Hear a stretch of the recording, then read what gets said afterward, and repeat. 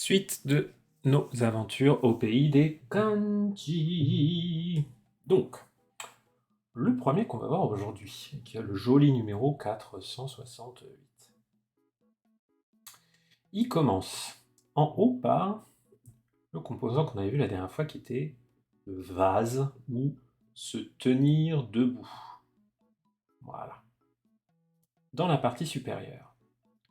En dessous, on va avoir Sato, le pays natal,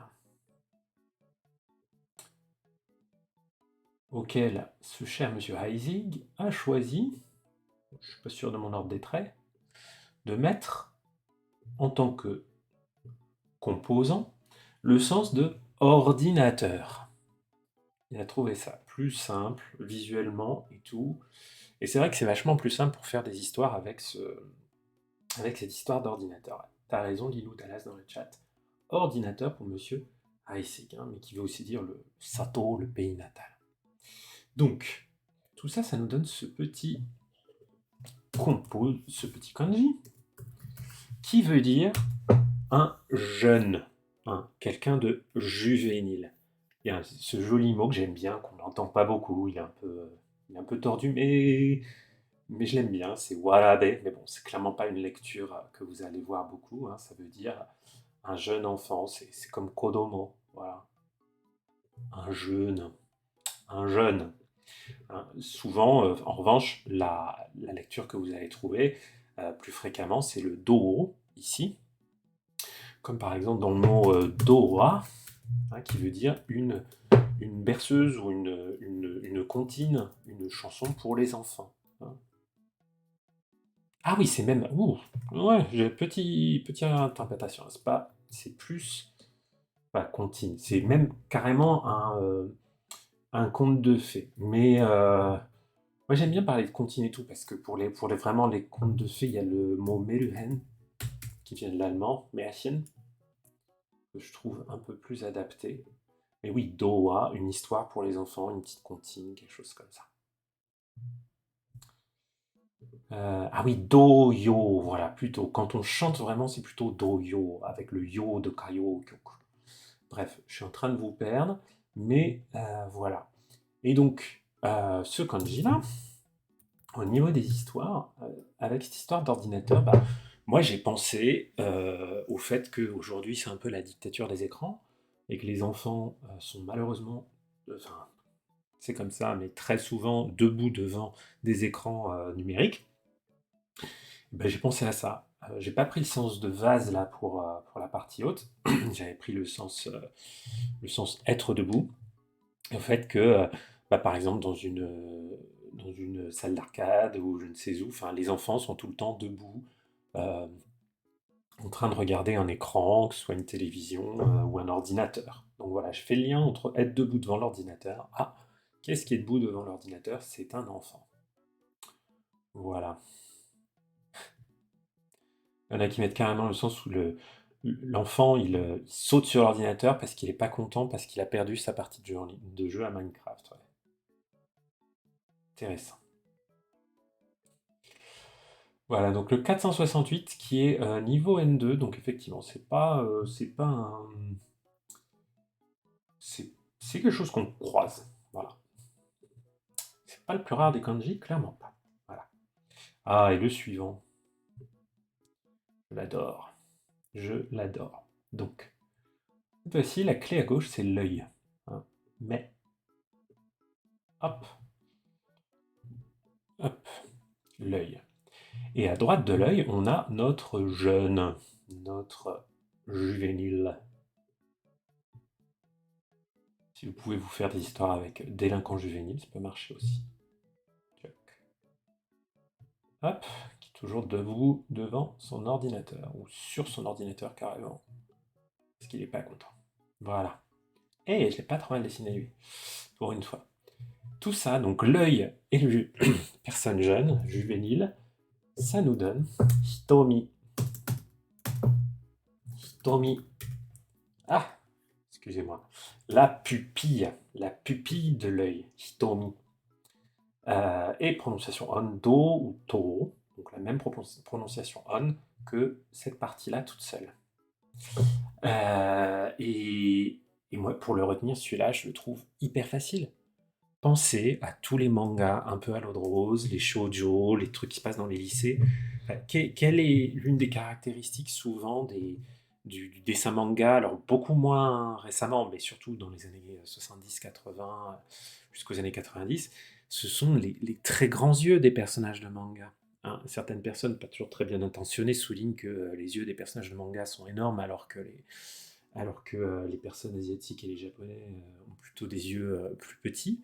Mais en vrai, voilà. Et du coup, l'idée d'un personnage jeune avec un œil, tout de suite, j'ai pensé à l'énorme pupille. Hein, voilà, toutes ces scènes, vous avez quelqu'un une jeune fille qui regarde droit dans la caméra et qui est là avec ses pupilles qui tremblotent parce qu'elle est peut-être en train de pleurer ou qu'elle sourit. Voilà. Donc je trouve que cette image-là, elle marche vachement bien. Et ce kanji, je l'ai jamais oublié. Je l'ai jamais oublié. Alors que franchement, la pupille, on est sur du N1, on est sur un truc qu'on ne voit pas très souvent.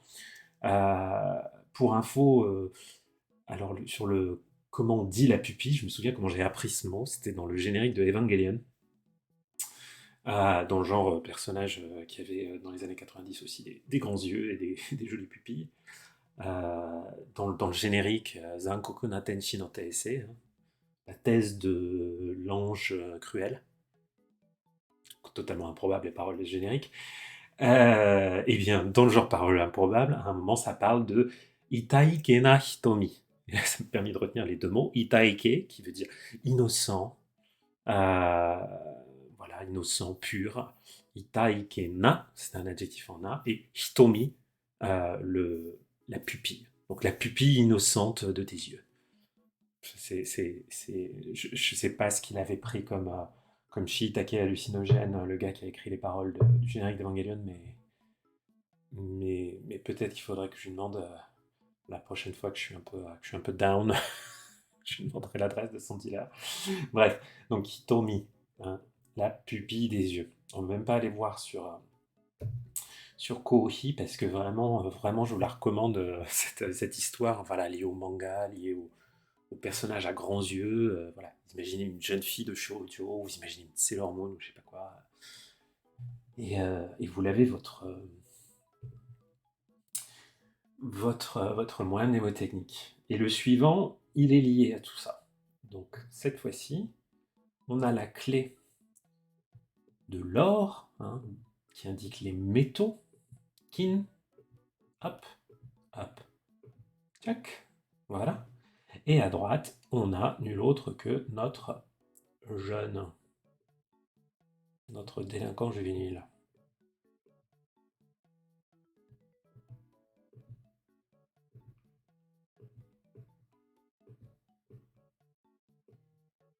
Hop, tchac, et zou.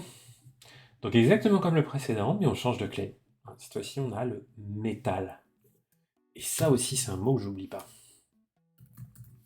Ça, c'est la cloche, ou le gong, hein, ou le son d'une cloche. Kane.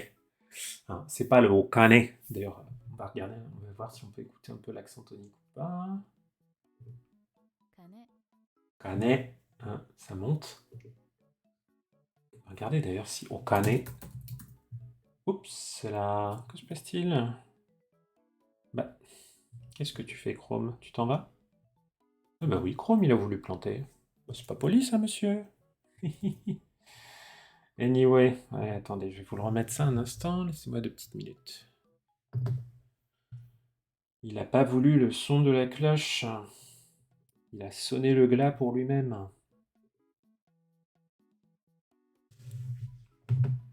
Tchoc. Allez, on est revenu sur notre petite cloche. Donc un kane, est-ce que je voulais regarder? C'était l'accent tonal de okane. Donc celui-là. Okane. Ouais, il monte pas parce qu'il y a le O avant. Bref, un okane. Donc, alors que là, on a juste kane. La cloche. La cloche. Prononciation on. Cette fois-ci, on n'est pas sur Do, on est sur Sho, oui, je me souviens derrière, il y a quoi? Il y a Keisho, hein, c'est le... Non, c'est pas celui-là. Je crois que c'est un truc comme ça. Est-ce que c'est... Oui, c'est la Keisho, hein. L'alarme. L'alarme. Mais vraiment dans le sens, j'ai sonné l'alarme physiquement, quoi. Cloche d'alarme, la sonnette d'alarme. Cette lecture, elle est moins intuitive parce que c'est pas la lecture de se composer de cette partie-là toute seule. En revanche, pareil, je trouve que c'est un truc qui se retient super bien.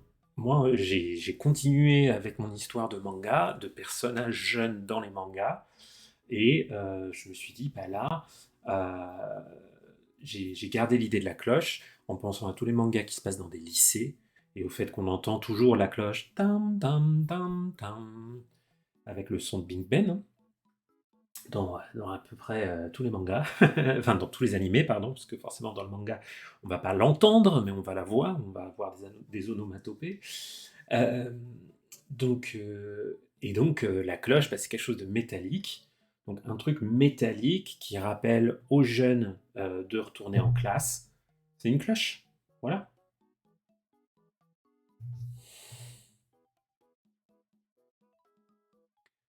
Kanetsuki. Ouais, Keisho. Hein, l'alarme. Alors ça, je vois même pas ce que ça veut dire en anglais. Ah oui, Shoro, la tour de l'horloge, pour les fans de Castlevania. Ça doit rappeler des souvenirs émus. Yes, et c'est trop bien, franchement, aujourd'hui on voit que des kanji, soit plutôt rares mais faciles à retenir, soit des trucs vraiment utiles. Et le suivant, c'est du utile, c'est du lourd, hein. C'est, je pense que ça va être du N3 pour le moment. Donc, on a en haut le début de notre personne debout, hein. En dessous, on a notre casque. Hop. En dessous, on a deux jambes. Les deux jambes, un peu comme le katakana ru. Et en dessous, une bouche. Hop. Pas le plus évident. C'est clairement pas le plus évident à écrire celui-là, hein. Parce que souvent j'hésite sur la. Mais bon, comme j'écris très peu, je m'en fiche un peu. Donc, ce kanji-là, c'est le commerce, tout ce qui est lié au fait de faire une transaction, euh, de faire un deal, hein. Akina, ça veut dire, si je dis pas de bêtises, tenir une boutique, gérer une boutique, ouais, voilà, enfin, commercer. Ouais, plus généralement, c'est le fait de commercer, hein, le fait de vendre des choses, quoi. Euh, et surtout, vous allez le trouver avec sa lecture Shō, sa lecture On. Donc voilà, on est sur du N3. Je vous avais dit que c'était quand même plutôt un truc assez courant. Et bah, par exemple, vous allez le trouver avec Shobai, hein,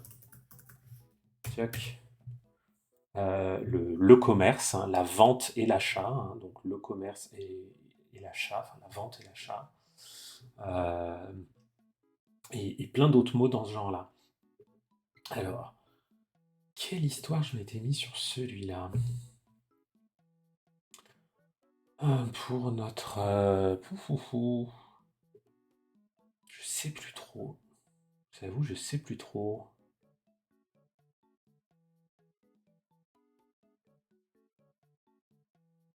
En fait, je l'avais un peu retenu visuellement celui-là parce que j'avais imaginé. Oui, en fait, oui, je me souviens. Ouais, pour celui-là, pour le coup, je m'étais fait plutôt un trip visuel sur le kanji lui-même, sur sa forme, à partir de ses composants. Donc, je vous explique. Là, j'avais imaginé qu'il y avait effectivement une personne qui était debout, derrière un comptoir, et qu'il y avait ses jambes qui étaient cachées. Ah ouais, les deux jambes là. Ces deux jambes qui étaient cachées derrière le comptoir, et que la tête qui était là, c'était en perspective un client qui rentrait dans la boutique et qui allait se diriger vers le comptoir de la personne qui était en train d'acheter. Ouais, là, je me tiens derrière la tête de cette personne et je vois que plus loin, qu'il y a un vendeur, voilà. Et du coup, j'ai pensé, ah oui, c'est le vendeur derrière son comptoir. Donc celui-là, ouais, j'avais un peu, enfin, pas vraiment triché, mais j'avais pas. Comme c'était un candy que je connaissais quand je m'étais refait la méthode, quand je m'étais fait la méthode, pardon, j'y avais pas pensé plus que ça et j'étais parti sur un truc visuel. Mais peut-être trouver.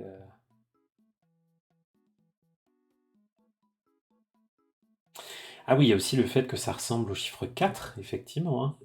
Yo. Hein, effectivement, hein, ça ressemble au chiffre 4 là. Donc vous pouvez aussi imaginer au fait qu'il y a 4 têtes, 4 bouches et quelqu'un qui est debout.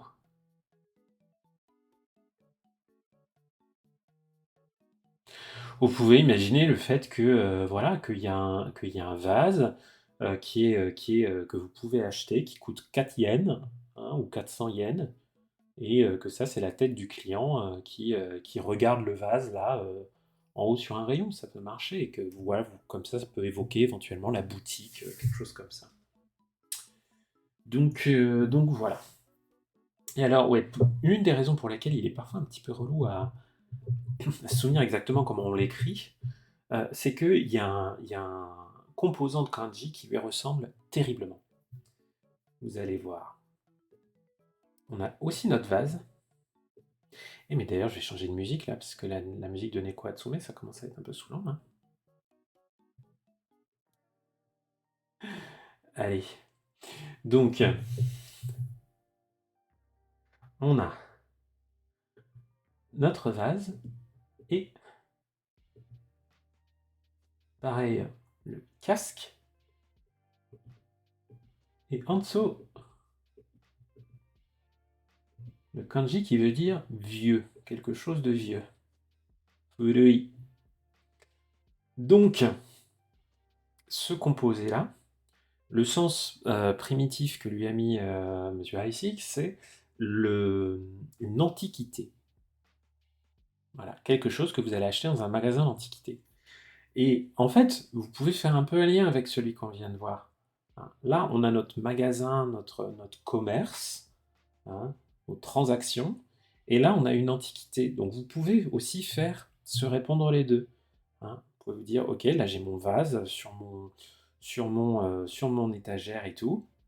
Et là, je sais que ce vase sur mon étagère, ou le vase et le casque, enfin bon, bref, vous voyez ce qui tient avec vous, c'est une antiquité, c'est parce qu'il est très vieux. Vous pouvez penser à un vase Ming, par exemple. Non, comme dans toutes les séries, à chaque fois qu'il pète un vase, c'est un vase de la dynastie Ming. Ok, ok. Ouh là là. Et le suivant, il est coton, mais on va y arriver. Donc la première façon dont on va utiliser notre vase, c'est avec la clé de la femme. Hop, notre jolie femme. Pas un jugement sur la beauté, mais je trouve que je ne l'ai pas trop mal dessiné. Et à sa droite, on va avoir une antiquité. Alors l'histoire que je m'étais fait pour le retenir, c'était pas la plus progressiste du monde, clairement, mais c'était vaguement tenu. Bon, Euh, ça c'est pas un kanji que vous allez voir très souvent. Je sais même pas, on va voir si c'est un Joyo kanji. Je pense que oui, mais bon bref. Donc la femme et l'antiquité. Ok. Ça veut dire mon épouse par la loi. Hein, ma femme à qui je suis marié officiellement, par opposition avec toutes les maîtresses. Voilà, donc c'est bien Joyo Kanji, vous voyez qu'il est pas très utilisé.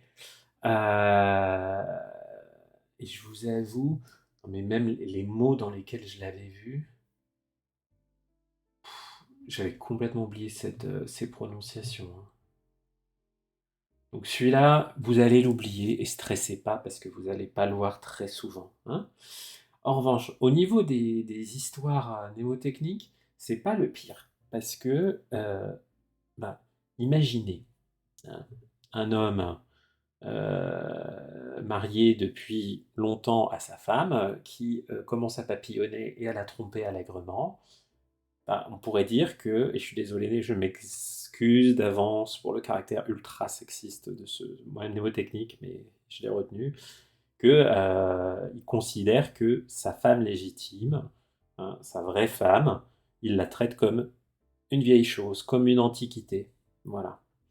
Donc c'est pas terrible, mais c'est très stéréotypé, mais ça peut marcher. Voilà, ça peut marcher. Donc voilà.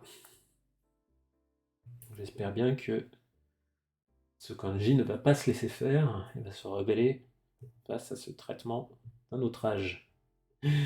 Alors, cette fois-ci, l'Antiquité, notre vieil objet, hein, notre vieux vase, on va le trouver avec un autre truc. Oula, les proportions sont assez pourries, mais c'est pas grave. On va le trouver avec la clé du chemin. Yes. La clé du chemin. Donc on a l'Antiquité sur le chemin. Celui-là, il est un peu coton parce que c'est un sens plutôt abstrait. Ça veut dire quelque chose qui est adapté. Ok, quelque chose qui est, on pourrait dire, ad hoc. Hein, quelque chose qui est approprié, parfaitement adapté à la situation. Euh, donc, on a le verbe kanao ici, qui a pas mal de sens et qu'on va plutôt notamment voir avec un autre kanji. Donc ça, c'est plus rare. Et la lecture on, hein, teki, comme dans le mot tekito.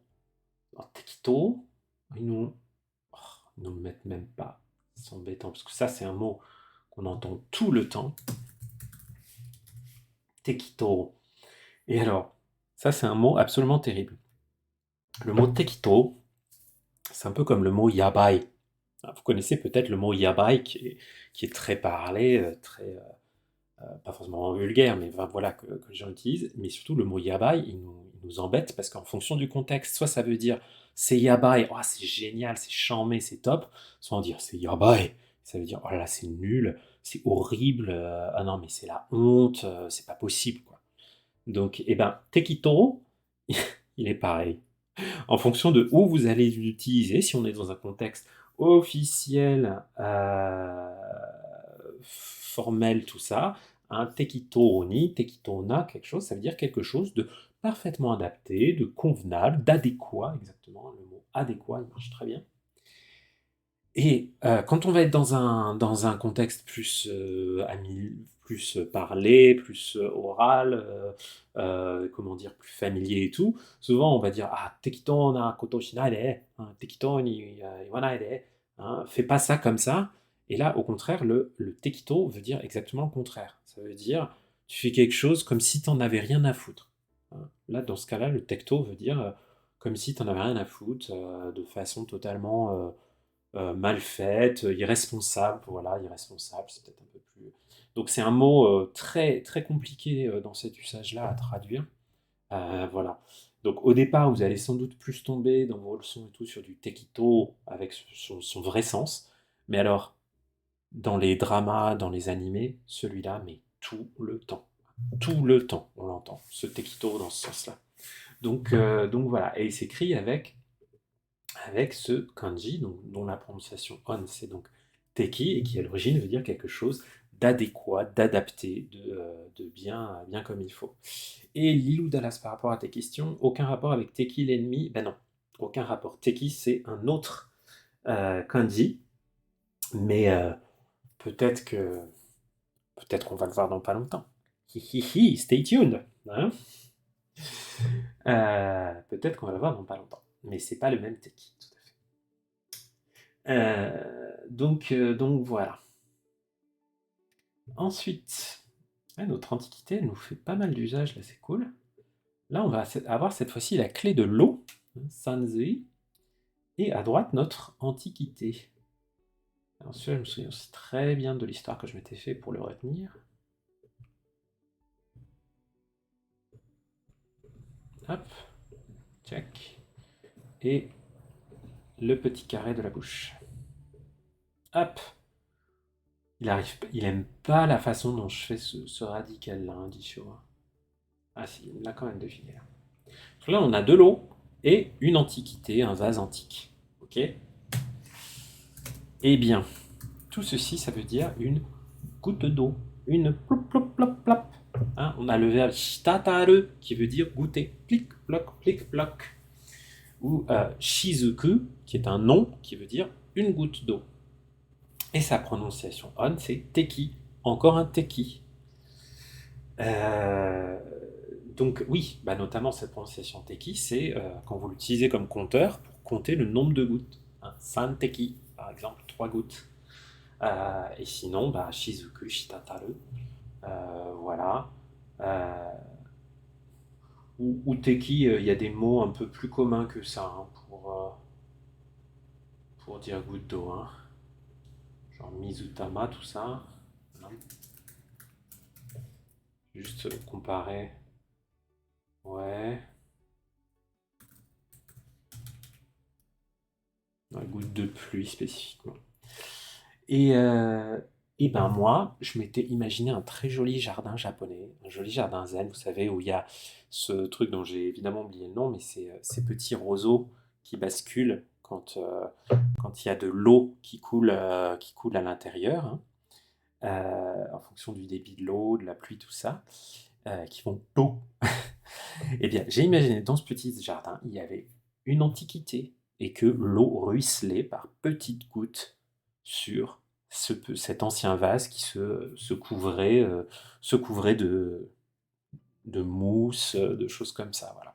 Donc, je m'étais fait un truc très visuel et du coup, je ne l'ai pas oublié comme ça, ce joli petit kanji. Et le dernier qu'on va voir avec une antiquité aujourd'hui, il est là. Cette fois-ci, l'antiquité, elle est à gauche. Vous allez voir pourquoi. Parce que dans la partie droite, on va avoir un composant qui est quasiment toujours à droite. Hop, c'est sinistre personnage, le contremaître.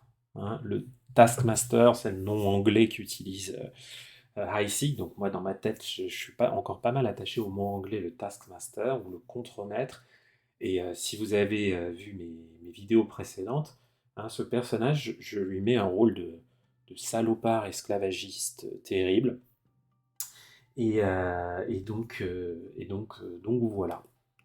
Euh, et tout ça, ça nous donne ce joli kanji qui est, spoiler, le teki de ennemi. Le voici. Donc cette fois-ci, on est dessus. Il se prononce toujours teki, mais là, cette fois-ci, ça veut dire un ennemi. Il a des prononciations plus rares comme kataki. Mais kataki, il y a un autre kanji pour. Voilà, et celui-là que je connais davantage, moi. Et ceux-là, je vous avoue, je les connais pas trop. Je sais pas ce que c'est que ce Ada là.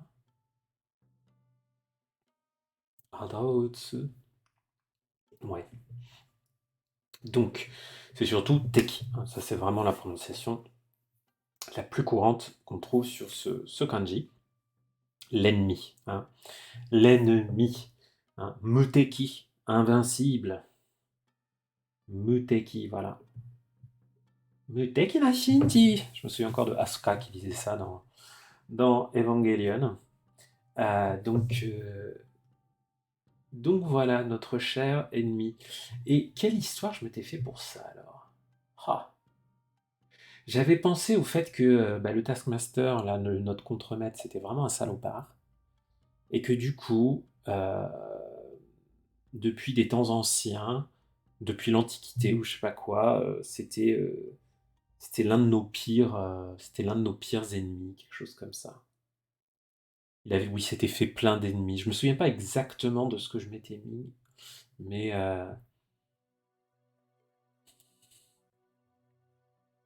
ouais, voilà. Imaginez ce salopard là, avec depuis toutes ces années qui maltraite tout le monde. Maintenant, il a plein d'ennemis. Ok? Alors là maintenant, on va se voir un kanji qui est un copier-coller d'un katakana. Hop, un trait comme ça, puis hop, hop. Et vous me dites, mais c'est le katakana pour hi. C'est le katakana pour hi. Et vous serez pas loin du truc, hein, parce qu'effectivement, ils se ressemblent beaucoup. Hein. Après, le hi, il remonte peut-être pas autant, mais en vrai, voilà. Hein, la différence entre les deux, elle est extrêmement petite. Hein, comme vous le voyez là. Voilà, c'est le contexte, bien sûr, qui vous permettra de voir qu'il n'y a pas d'ambiguïté sur le fait que c'est un kanji et non pas un katakana. Hein, parce que le hi tout seul, voilà, alors que lui tout seul, vous l'allez trouver. Vous n'allez pas le trouver forcément facilement, parce que c'est une façon de dire un mot qui aujourd'hui est souvent remplacé par un mot plus moderne en katakana. Donc c'est saji, saji. La cuillère, mais la cuillère au sens traditionnel, plutôt une cuillère en bois d'ailleurs. Hein. Il y a un autre kanji pour le désigner. Là où nous, maintenant de façon contemporaine, on va plutôt, on va plutôt utiliser le mot spoon, hein, le mot anglais spoon. Voilà. En plus, sa prononciation on, c'est hi. Bon, je vous avoue, je ne le savais pas.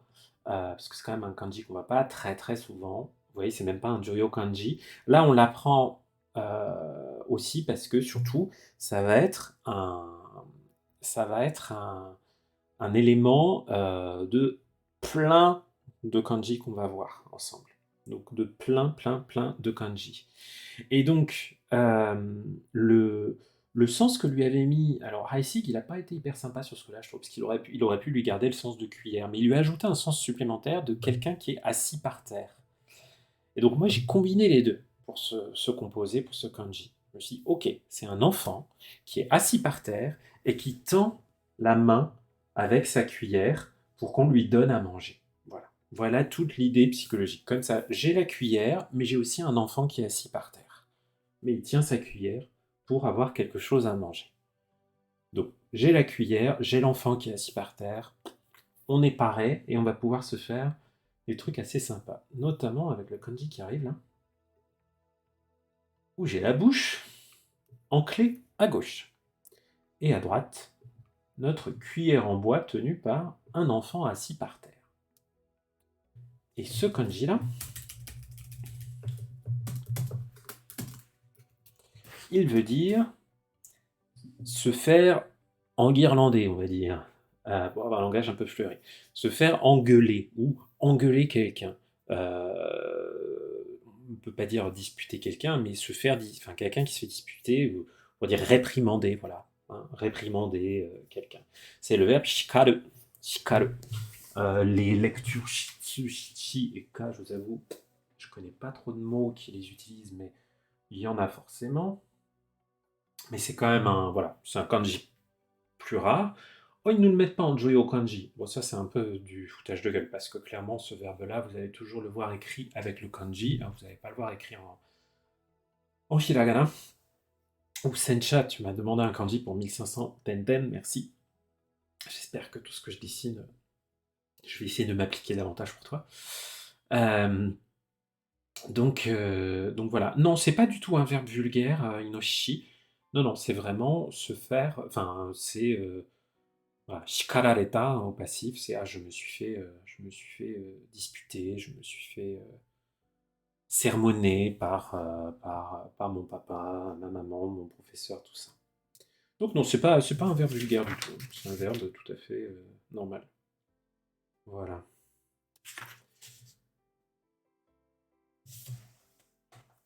Et donc voilà. Alors, et ce verbe-là, bah, et ce verbe, ce kanji, pour le retenir, j'ai trouvé ça pas trop compliqué. Moi, l'histoire que je m'étais faite, c'était le, le bonhomme, enfin le garçon, pardon, l'enfant qui est assis par terre à tenir sa cuillère, là. Je m'imaginais que c'était un petit bébé, enfin, un tout petit enfant, et qui venait de trouver un truc à bouffer et qui s'en était foutu partout autour de la bouche. Enfin, si vous avez déjà donné à manger à un très petit enfant, vous savez que c'est parfois, c'est à peu près 40% de la nourriture qui finit dans la bouche et le reste qui finit ailleurs.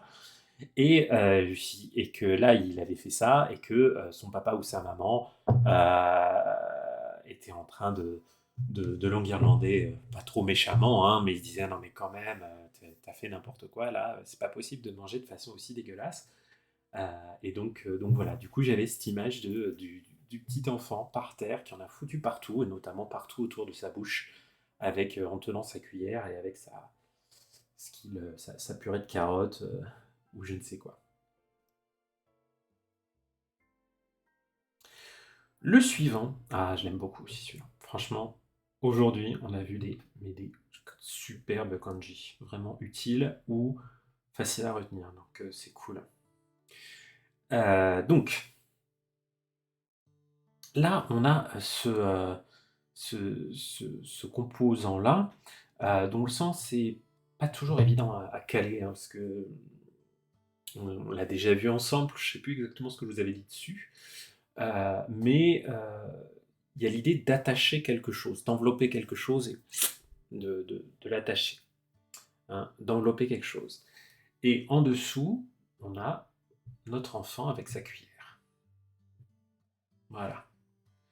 Vous voyez, et ce joli kanji plutôt minimaliste, hein, pas beaucoup de traits là. 1, 2, 3, 4. 4 traits. C'est l'odeur, le parfum. Nioi. Nioi. La fragrance.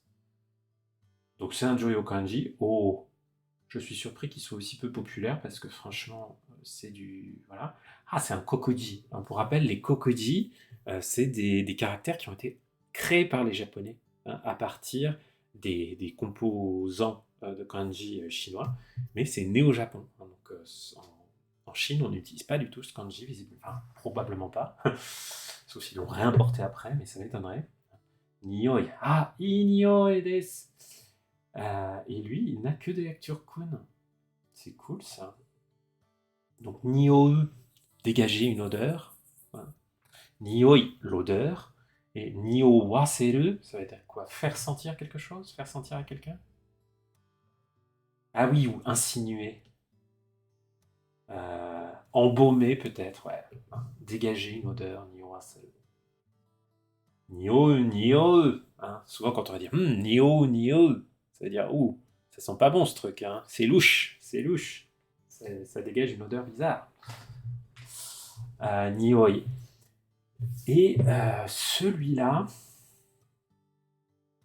j'avoue, ouais, comme ce truc-là, l'attachement, ou que parfois je me dis c'est une sorte de serpette, ou je sais pas quoi, là, cette partie-là au-dessus. Euh, Moi, en fait, j'avais juste pensé à l'enfant qui était assis par terre avec sa cuillère, et au fait qu'il y avait des odeurs qui se dégageaient de sa cuillère et qui montaient comme ça. Donc, en fait, visuellement, ça me faisait un peu penser, bah, comme ouais, dans une bande dessinée où tout, les odeurs, elles sont souvent signifiées par des espèces de petites vagues, vaguelettes. Et moi, j'ai pensé voilà, que c'était ça la vaguelette. Parce qu'il est vrai, il est tellement distinctif, celui-là, visuellement, que je ne l'ai jamais confondu. Mais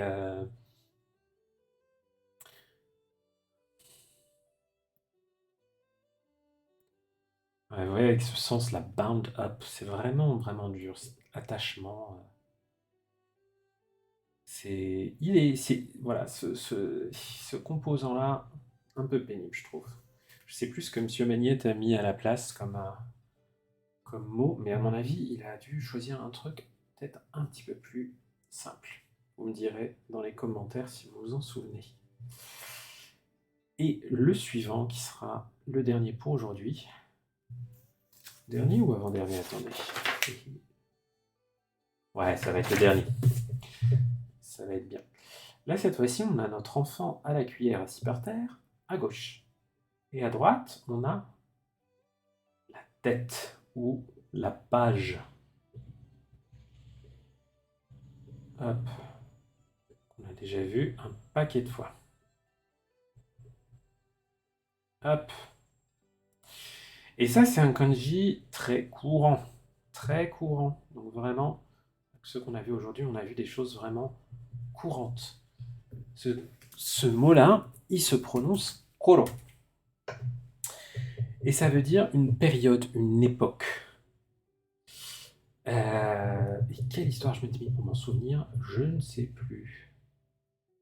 Tuc. Alors sa prononciation on, c'est kei. Bon, on la trouve quand même moins. Mais surtout un koro. Sono koro, ano koro, à cette époque-là. Kono goro, hein, récemment, ces jours-ci.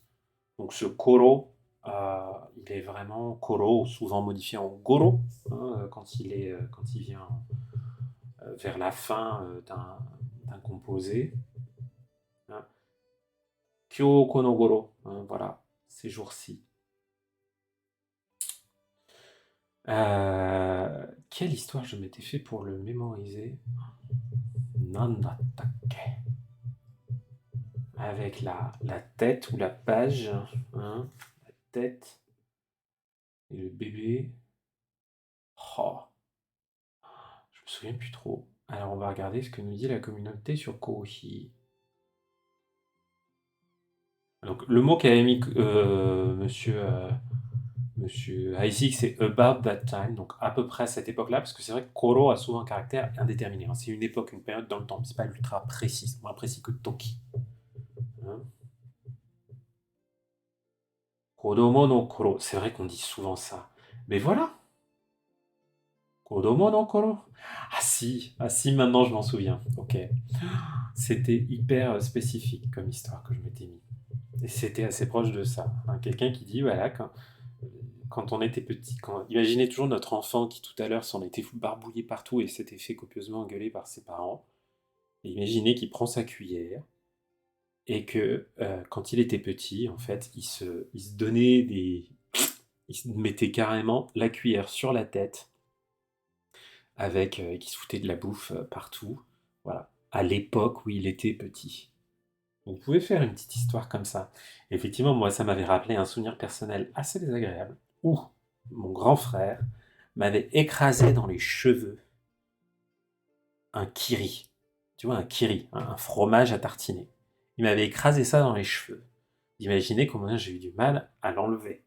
Et, euh, et donc, c'était un souvenir voilà, assez fort. Et donc, j'ai imaginé que. Alors, il ne me l'avait pas écrasé avec une cuillère, mais j'ai imaginé à l'époque où j'étais petit, à l'époque où j'étais enfant, que j'étais un gentil petit enfant assis sur le sol avec ma cuillère et que mon grand frère, très sympathique au demeurant maintenant, mais qui à l'époque parfois était pas toujours le plus gentil avec moi, m'avait écrabouillé un bout de fromage sur la tête. Voilà. Donc j'ai pensé à l'époque où j'étais enfant et ça avait marché comme ça. Donc n'hésitez pas quand vous avez des histoires personnelles.